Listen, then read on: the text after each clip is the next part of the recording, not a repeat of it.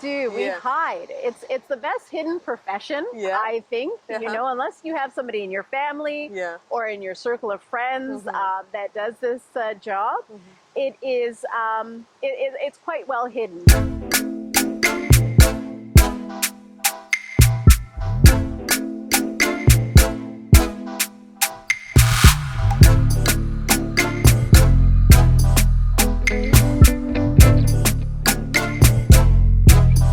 Kellie, fantastic. I'm so glad you're able to make it. Kari, I'm so happy to be here. Okay, fantastic.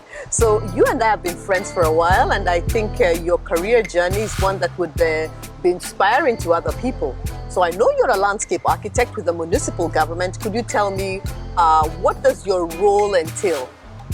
Okay. Currently, I review development applications to assess their impact on parks infrastructure, and I look for ways to negotiate and improve park assets through this process.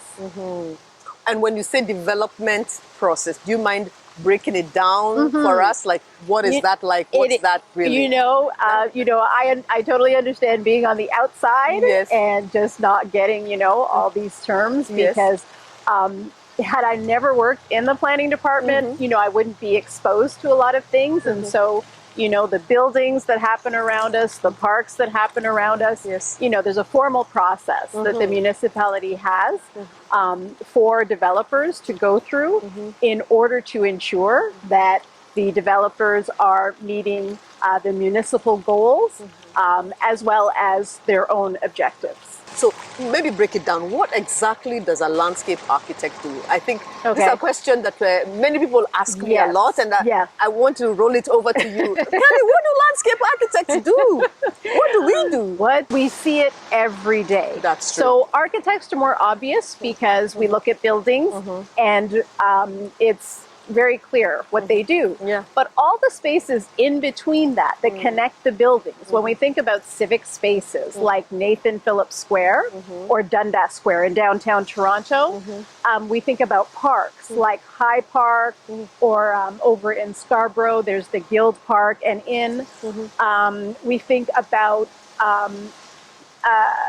open spaces and natural spaces. So we think about wetlands. That's something that we would protect for in the design and planning process. And then also, just lake shores like Humber Bay Shore, which is not far from here, which has a large public element to it. So anywhere where there are public spaces, typically a landscape architect is going to be involved in that design and planning process. Okay, all right. And like you said, it's a hidden profession. So what sparked your interest in landscape architecture? How did that happen for you? I found out it was a job. Okay. So, I mean, I've had an interesting path coming here. I've worked at Home Depot in the seasonal department. I was a gardener for the municipality. I ended up working in the planning department. And then I found out about this thing called landscape architecture. So I had the interest, but now I had a place to direct it to. So once I found out about it, just the design of public spaces, I was hooked. I actually just, made the big move.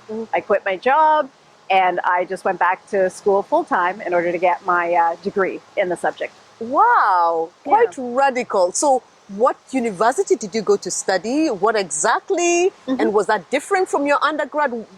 What was that like, that academic journey? My undergrad was pretty general. I did study at York University and studied media communications and French studies. And when I went back to school for my graduate degree, it was at the University of Guelph. And it was much more purposeful, because I knew what I wanted to do. And so studied landscape architecture, took courses in design, CAD, the philosophy of landscape, how it affects our health, our well-being, and it's something that we're having a lot more discussions now, just in like public discourse, talking about how looking for ways to improve our mental health, especially going through the pandemic.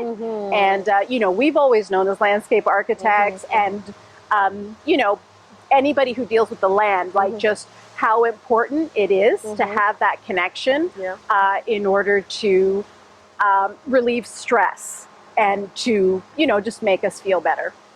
Yeah, for sure. And it's a fun place too, because we typically can play in a lot of the recreational spaces that are created, and it includes playgrounds as well. There's one in front of us. Yes. Yeah. So what are the technical and soft skills that are needed to become a landscape architect? Because now when you're working for the municipal government, you said in planning, you realized, wow, this is where landscape architecture, could be practiced, and you saw an avenue. So now, what are some of the skills that you picked up in graduate school and now working? What are the technical skills needed for a landscape architect, and what are the soft skills? Because you do need soft skills. Computer networking and PC support. I did that for a few years, and I think that really helped to create a good base for me to develop my AutoCAD skills, because as a junior designer, that is something that you're going to be baptized with fire in. And so just understanding, having the patience, really, to work with the software. The more important part, I think, is the artistic and the creative part of it, and the visioning part of it. And so, and I think for landscape architects, that manifests in drawing. And there's a phrase that says drawing is thinking, and I really think that's true, because when you're when you're drawing by hand, your mind is free, you're unrestricted, and I think that's really where the creative opportunities lie. And I find a lot of young designers, they want to be CAD, they want to make sure they're very proficient in CAD, but sometimes they lead with CAD. And I really would encourage to, just really develop ways to express yourself, through your hand drawings in order to get your messaging across. Okay. So as a landscape architect, you need to really be doing your freehand drawing, because that's helping you think. Yes. Be good with your card skills, so that you can be able to now put this in a way that's presentable to your client, for example, for others to understand what exactly are you planning. Yes. So how about the soft skills? Because now you're dealing with a whole team of professionals. Sure. What are some of the soft skills that you feel are necessary to be a landscape architect? I mean, I think the basic skill of customer service, and I think all of us get this experience when we deal with people. Whether we run our own business or we work for someone, we always have a client. And so, in this profession, listening is a key skill, and it's important to understand what people are looking for and the ideas they have in order to, incorporate them into the project and have them be, an important component of that. An area that I can't skip over, and it kind of goes back to the technical, is the construction materials and methods. And so, I've had the benefit of being able to do home renovation throughout the years, as well as, I think I mentioned, working at Home Depot for a few years, where I was really able to hone in on those skills. Because if you're creating something, you need to kind of figure out how is it going to be built? And how are things connected? The devil is certainly in the details. I agree. So, it seems that such a wide range of activities that you do, from reviewing drawings and in some ways sketching. So what does your day look like? Maybe on average, maybe a typical day, your week, your month. What are some of the different tasks you have to do over your course of your work? Well, I mean, I think one of the interesting things about it is no day is ever the same. That's nice. And so there are, a number of things I do in my capacity. So I review drawings, and the goal to reviewing the drawings is to kind of help to align it with the municipality's objectives, and to provide feedback where that's not the case. And this feedback ultimately will manifest itself in the specifications of the package. So the construction package is made up of an agreement, a construction agreement, the drawings, and the specifications. So, how to do the work and all the standards that will be involved with that work. So, that is an important technical review is an important component of what I do. Key function of the job is really to do site visits to oversee construction. So we're not construction supervisors, but because we have been instrumental as landscape architects in the drawings, we understand what we're supposed to see on site when we get there. And if we see something different, if we see something contrary, if we see something unsafe, then it needs to be flagged in order to be changed and addressed. And so you are negotiating and advocating for many things.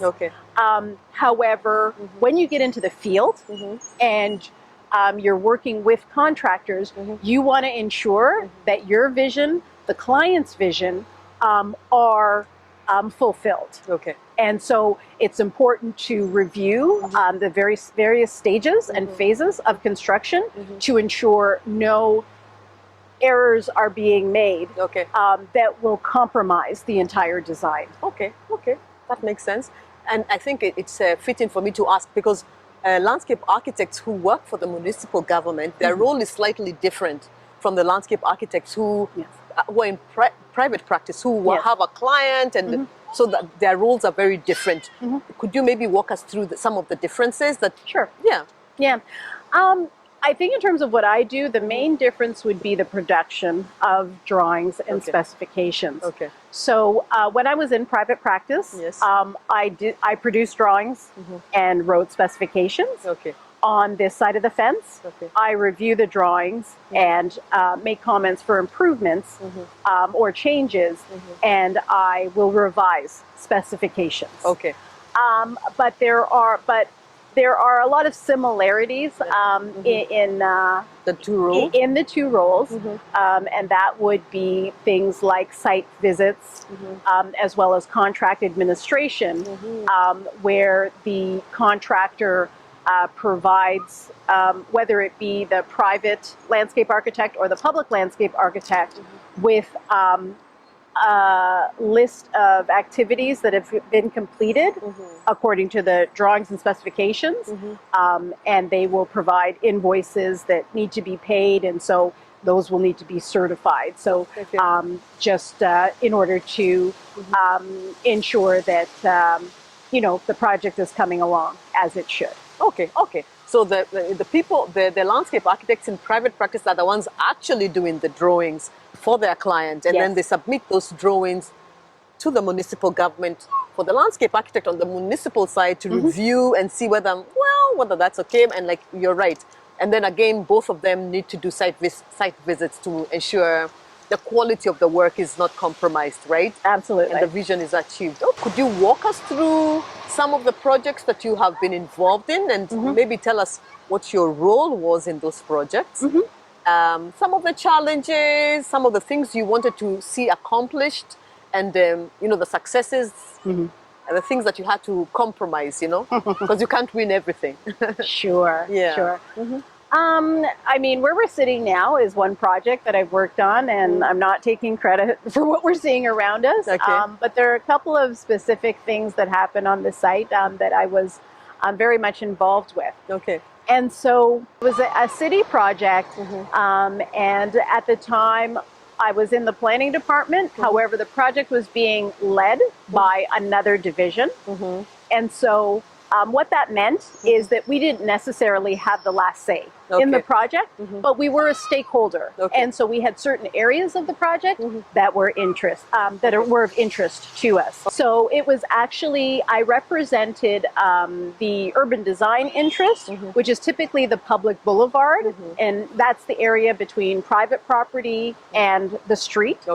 And so a number of things usually happen there in terms of tree planting, tree and shrub planting, as well as in this project's particular case, there was distinctive paving in order to indicate the beginning and end of a historical area that had been impacted by the site.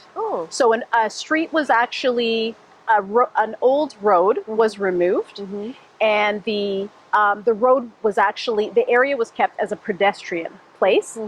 And so in order to designate it as such, a special design pattern was implemented there. An important part of the project was the oversight of the growing medium, or soil, or dirt, or, you know, as a lot of people know it. Yeah. And so, while to a large extent trees are magic, right? We can't even imitate trees. True that. You know, trees are miraculous, you know, in and of themselves, and really all we need to do is not get in the way. Right? And in order to do that, we just need to create a healthy environment, just like human beings, right? If we want to grow, we need a healthy environment. And for the trees, it's the soil. And so while there were the soil specifications, the standards in the project, there was no kind of advocate at the table in ensuring that the soil met the quality. So if anybody's ever worked with contractors, they know they like to save money and save time. You know? And so as I was able to be a part of the kind of the bi-weekly construction team at the meetings, you know, I was that person that said, have we checked the soil to make sure it's okay? And it's like, why do we need to do that? Because we have specifications. And so, you know, so I was definitely persistent in having the contractor have the soil tested by the supplier, and where it was deficient, it either needed to be replaced or it needed to be amended. And so that, you know, that really is a part of relationship building. You have very many people who work on who are on the construction team in order to bring a project to fruition. And so you have your project manager, you have your lead contractor, you might have some subs there in the different areas such as mechanical or electrical. And so you need to really understand your role on that team and identify issues that are, you know, critical to your stakeholder group. Because you have to understand that you're not going to get everything that you ask for. So you have to really stick to the areas that are important to you. And because tree replacement was a major part of this project, over 500 trees were planted. I knew that the integrity of the soil was going to be an important issue in this project. So I was quite persistent about that. The fun part of the project, because this is a fun job, was actually creating the text for the bronze inlays for the site. And so really, these are inlays that are in the what's called the historical alignment. So that road that was made a pedestrian way. It's called a historical alignment, and there are bronze plaques that capture phrases of indigenous groups, of settler communities, and also just about the future aspirations of the site, what it's to be. It was quite a large project, and so there is a lot of anticipated development. And so, you know, one of the plaques, and please don't quote me, just talks about, you know, how it's an accessible space. The area is to be an accessible space, you know, for all abilities, all people.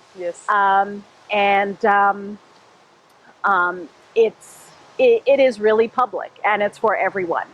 And so that's embodied on the plaque. Okay, so that's one project. That's amazing, because this has been it had been a project, and what can I say, for many years anticipated to, and you're saying there'll be development which will be coming in as a result. So this kind of was, what can I say, was needed first before the developments can come in, right? The infrastructure works for this project. I mean, and so this is the part of the project that has nothing to do with me, but, you know, 2 bridges, or I would say 3 bridges were removed, right? So that was actually, again, kind of cool part of the project, for blowing up bridges. But, And, you know, it's incredible when how much space, how much land space bridges take up. Oh, wow. So the entire, so what that enabled the design group to do is once the bridges were removed, now that space could be reclaimed, and 1/5 of the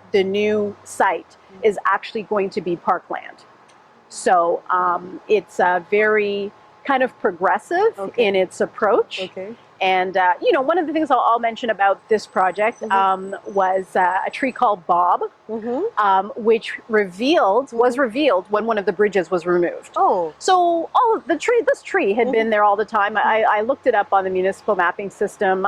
The tree is no less than probably 70 years old. It's an elm tree.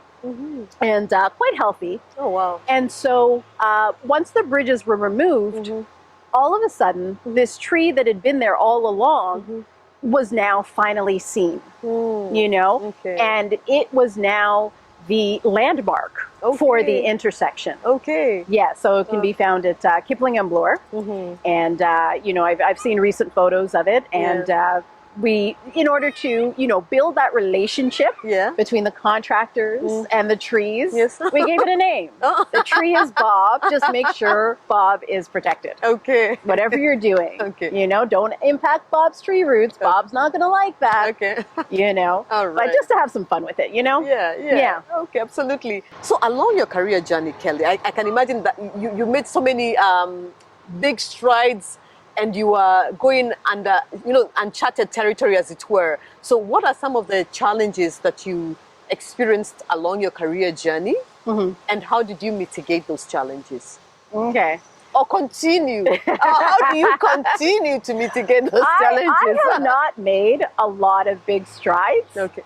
I have been successful, if you can call it that, in making a lot of little strides. Okay. And just never stopping.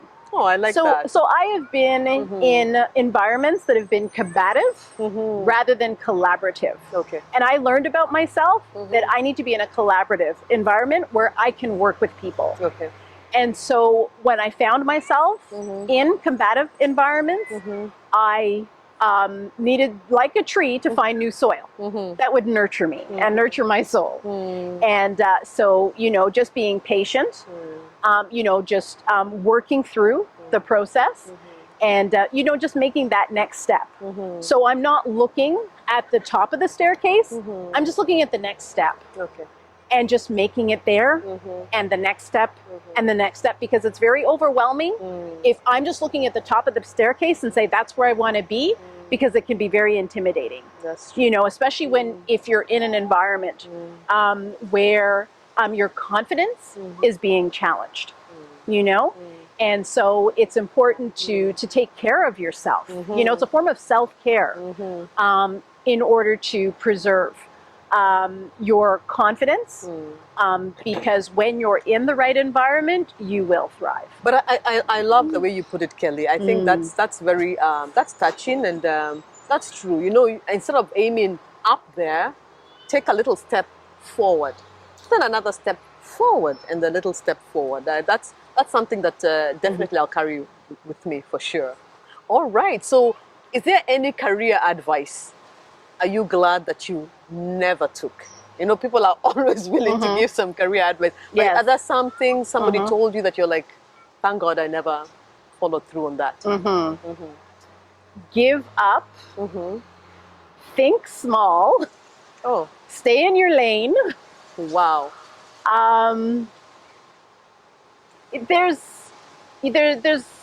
There are always voices around who have opinions about things that you should do.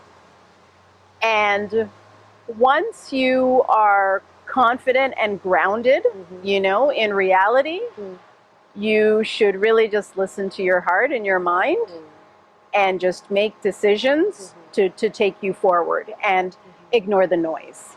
So I think you said a little bit, but what are some of the things that you love about your job? being a landscape architect? It's very cool when you go to cocktail parties and people ask what you do. This is what it's all about, really. It's all for the cocktail party. I've worked for a municipality for a few years. Okay. And I've worked in private for a number of years as well. And my preference has been the public service because I do believe in it. Okay. You know? So while the bottom line for private companies is the dollar sign, for municipalities, the bottom line is service. And that's how we measure our success. The better services that we can provide for the public, the better we're doing our job. And that's something that makes sense to me. Okay. And so if I can contribute to that, you know, in my little nook, you know, where I am in the municipality, I'm actually very happy with that. Okay. Well said, brilliant. I love that. And for you as a professional, and you've kind of said it a little bit, but I want you maybe to be more direct. How do you stay sharp professionally and all that? Interaction. So with books, with people, and with YouTube. Thank God for YouTube. So, you know, I definitely don't read as much as I should, but I do kind of get into my zones, you know, from time to time. And, you know, I'll find a book, a magazine, you know, that is industry related, and you know, I can't put it down until, you know, I finish a certain section, because I'm a very curious person, and the other thing about me is I am, for some strange reason, I'm a problem solver, right? I'm just addicted to solving problems, and so that's kind of where the YouTube comes in, because I always want to know how to fix things, you know, and so it is. You know, it's a great resource, you know, that I can use. And then, of course, people, you know, and talking to people just within all spheres, you know, you can learn so much. I love talking to strangers because you know, you're talking to somebody who's, you know, has a different perspective, who has experience maybe in a different part of the world. And it just makes you think about things you never thought before. And that's an opportunity for learning. And, you know, if it feeds back into what you're doing, you know, all the better. Yeah. Okay. And so now you've become a landscape architect. What career advice would you have for somebody else who's thinking of coming into the profession? You've said some of the things, you know, about the technical skills and all that, but just general career advice that you'd like to share, or specific for anybody considering this field or another field. Don't take bad advice. You know, so listen to yourself. You know, you know, have confidence in self. You know, and to find out information. I think I'll say young people, because I guess I'm not a young people anymore, you know, but I mean, you really do have the world at your fingertips. And sure, there's time for social, and sure there's time for entertainment, you know, but it's also a great resource to find out about careers that you're interested in. Or somebody, or maybe trying to sell, because I mean, the number of landscape architects, I think in Ontario is, I think it's maybe like shy of 2,000.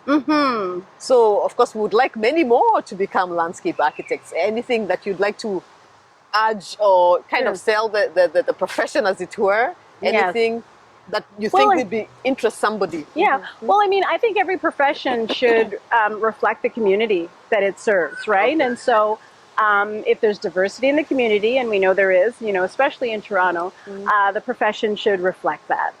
And so certainly, you know, there are projects that I'm involved in, you know, where I do try to, you know, just create awareness, you know, about the field. And, you know, I think that's important because I would certainly like the professional body to grow in diversity. Yeah. Yeah.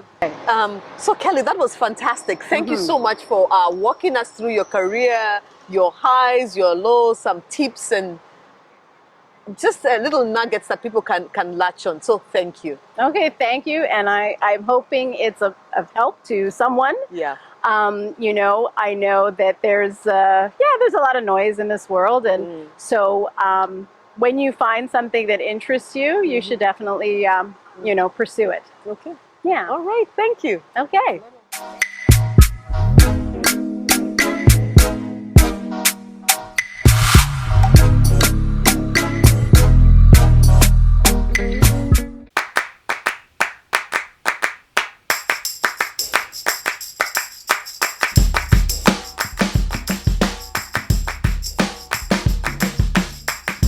That was excellent. Yeah. Yeah, was it? I mean, I don't know. The cameraman's fallen asleep, so I don't know. Well, you know, fingers crossed. Put her here, I need to go to the wind. Oh, really? We have to retake the whole thing. Okay, okay. Oh my goodness, I was like, what? Retake. Maybe you can like... Let me close. Okay, yeah, let me cover. That's what I thought, yeah. Sure, yeah. Yeah. Okay. Shake your hand, that may be a Shake little odd. hands. Yeah, that's a little odd. Whatever it is, yeah. It's like, Manly.